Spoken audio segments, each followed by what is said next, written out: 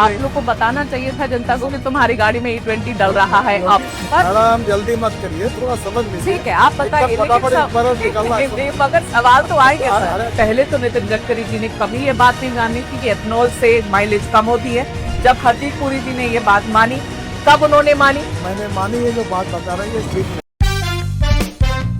Ethanol पे इतना बवाल और हमारे मंत्री श्री नितिन गडकरी की चर्चा ना हो तो ऐसा हो सकता है क्या? हाँ, हालांकि वो road safety and transport minister है, परिवहन मंत्री हैं, लेकिन आजकल वो पेट्रोलियम मिनिस्टर भी बन गए हैं। अब देखिए, आपने पेट्रोलियम का जिम्मा लिया है तो ये सब सारे सवाल तो आपको झेलना पड़ेगा ना सर। एक न्यूज़ एंकर हैं और वो माननीय मंत्री जी से सवाल करती हैं। प्राइवेट जेट प्लेन था, दाद देना पड़ेगा उस न्यूज़ एंकर का जिन्होंने ये तक नहीं समझा, ये तक नहीं देखा कि मैं किसी और के प्राइवेट जेट में हूँ।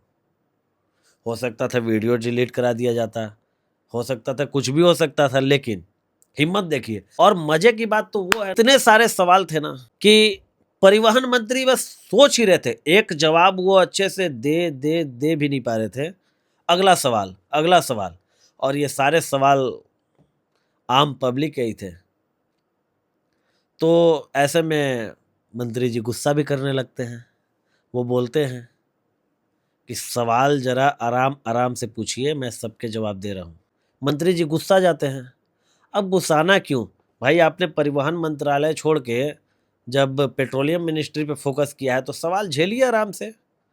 और जिस तरीके से वो न्यूज एंकर सवाल कर रही थी, मैं यकीन के साथ कहता हूँ इतने सारे सवाल उनके मन में थे ना कि क्या ही बताया जाए। लेकिन उनकी बहादुरी को दाद देना पड़ेगा कि मंत्री जी के ही प्राइवेट जेट में होके और सवाल उन्हीं से एकदम ताबड़तोड़ दागे जा रही थी।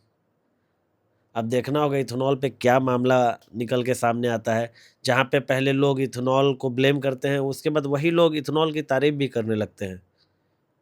तो अब देखना होगा आगे क्या होता है देश में।